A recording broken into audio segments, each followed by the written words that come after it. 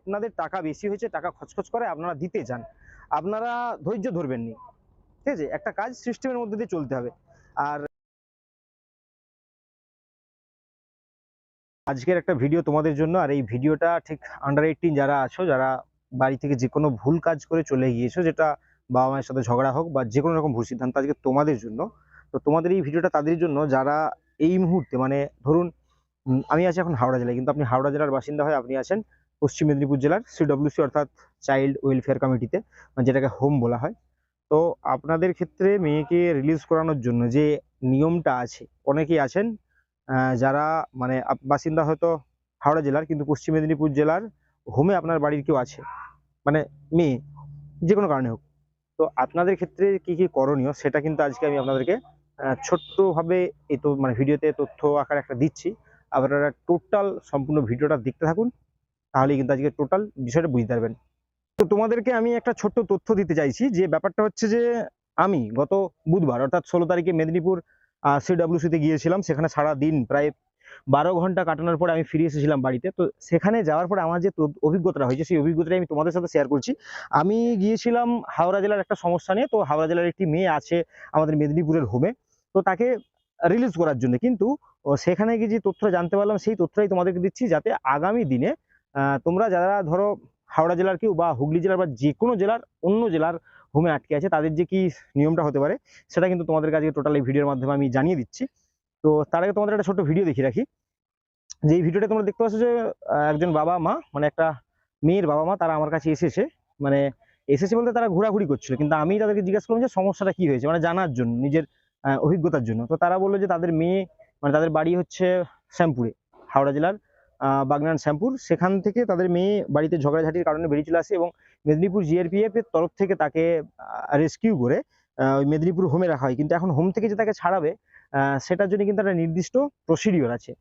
তো সেই প্রসিডিওরটা হচ্ছে যে মেয়েটিকে কিন্তু মেদিনীপুর হোম থেকে ছাড়া হবে না, মেয়েটিকে ছাড়া হবে হাওড়া জেলায় যে সিডব্লিউসি আছে, মানে যেটাকে হোম বলা হয়, সেখান থেকে ছাড়া হবে। তার জন্য কিছু নিয়ম কানুন তো মানতেই হবে। তো সেই নিয়ম কানুনের মধ্যে যেমন হচ্ছে, প্রথম যেটা হচ্ছে সেটা হচ্ছে এসআইআর অর্থাৎ সোশ্যাল ইনভেস্টিগেশন রিপোর্ট। আর এই সোশ্যাল ইনভেস্টিগেশন রিপোর্ট অর্থাৎ মানে সোশ্যাল ইনভেস্টিগেশন রিপোর্ট মানে আপনারা বুঝতে পারছেন যে এক্সাক্ট কি বলতে চাইছি, সামাজিক যে তদন্ত, তার যে একটা তথ্য, সেটাই লাগবে। তো সেটা কে দেবে? সেটা দিতে পারে আপনার পুলিশ স্টেশনের আধিকারিকগণ, আর হতে পারে ডিস্ট্রিক্ট ম্যাজিস্ট্রেটের যে দপ্তর আছে অর্থাৎ ডিএম অফিস যেটাকে আমরা বলি, তো সেই ডিএম অফিস থেকে হতে পারে। তো এটা করে কারা? এটা করে ডিসিপিইউ অর্থাৎ ডিস্ট্রিক্ট চাইল্ড প্রোটেকশন ইউনিট। ঠিক আছে, অর্থাৎ জেলার যে শিশু সুরক্ষা কমিটি আছে, তারা করে এটা।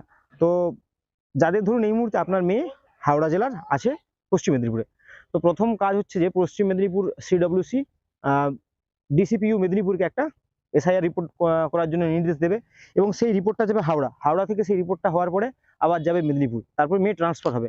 আপনাদের কাজটা হচ্ছে যে শুধু নির্দিষ্ট সংশ্লিষ্ট দপ্তরগুলোতে গিয়ে খোঁজ নেওয়া।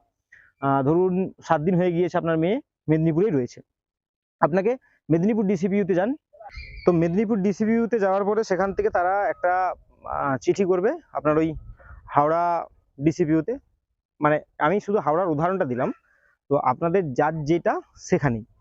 এবার এই যে বিষয়গুলো আপনাকে আবার হাওড়ায় গিয়ে খোঁজ নিতে হবে সংশ্লিষ্ট দপ্তরে, যেমন ডিসিপিইউতে যেতে পারেন, সেখানেই খোঁজ নেবে যে তারা ওই এসআইআর এর যে রিপোর্ট, সেই রিপোর্টটা কমপ্লিট করে পাঠিয়ে দিয়েছে কিনা। যদি তারা রিপোর্টটা পাঠিয়ে দেয়, তাহলে কিন্তু আপনার ধরুন যে মেয়ে রয়েছে, তাকে হাওড়ার যে আছে হোম, সেখানে পাঠিয়ে দেবে।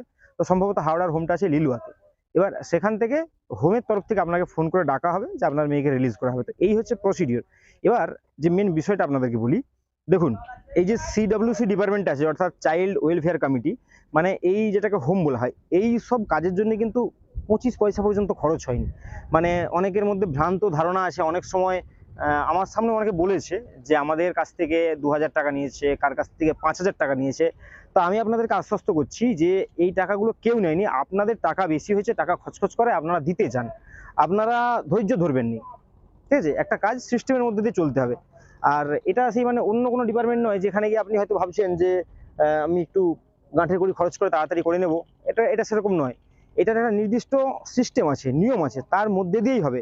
আপনি যদি মনে করেন যে টাকা খরচ করবো, সেই টাকাটা বৃথা খরচ করেছেন। ঠিক আছে, তো দালাল চক্রে পড়ার কোনো প্রয়োজনই নেই, নিজেরাই করতে পারবেন। আমি আপনাদেরকে সমস্ত ডিটেলসটা দিলাম যে এই মানে মেয়েকে ধরুন ছাড়াতে গিয়ে একটু কমপ্লিকেটেড কিছু হচ্ছে, তখন আপনাকে যেতে হবে জেলা ডিসিপিইউ, ডিস্ট্রিক্ট চাইল্ড প্রোটেকশন ইউনিট, ঠিক আছে, এই দপ্তরে যেতে হবে। টোটাল সমস্ত কিছু কিন্তু এরাই করে, ঠিক আছে। আর সিডব্লিউসি হচ্ছে চাইল্ড ওয়েলফেয়ার কমিটি, যেটা হচ্ছে হোম বলা হয়, তাদের যে কমিটি ওইটা। আর এসআইআর হচ্ছে একটা রিপোর্ট, সোশ্যাল ইনভেস্টিগেশন রিপোর্ট, এছাড়া আর কিছুই নয়। আর মোটামুটি যারা বাড়ি থেকে ঝগড়া করে বা যে কোনো কারণে বাড়ি থেকে চলে গিয়েছো, আন্ডার 18 আছে মেয়েরা, হ্যাঁ, তো তোমাদেরকে বলছি বোন, খুব সমস্যা হয় বাবা মায়ের। এই যে ভিডিওতে আমি তোমাদেরকে কিছু দেখাচ্ছি, এত বাবা মা প্রতিদিন মানে লাগাতার হ্যারাসমেন্ট হতে হচ্ছে। আর হোম থেকে যে ছাড়া পাওয়ার পরে যে তুমি মুক্ত হয়ে গেলে, একদম তা নয় কিন্তু। যতক্ষণ না তোমার 18 পূর্ণ হচ্ছে, প্রতিদিন সেই হাজিরা দেওয়া, যেমন জেলের কয়েদি মুক্তি হলে জামিনে হাজিরা দেয়, সেরকম হাজিরা দিতে যেতে হবে। তো ভেবে দেখো দেখিনি তোমার জন্য তোমার পরিবারকে কতটা হ্যারাসমেন্ট হতে হচ্ছে। আর আশা করছি ভিডিওর মাধ্যমে হয়তো তোমাদেরকে তথ্যগুলো দিতে পারলাম। তো বাকি কারো কোনো কিছু জিজ্ঞাসা থাকলে অবশ্যই আমার নাম্বার প্রোফাইলে আছে, ফোন করতে পারো।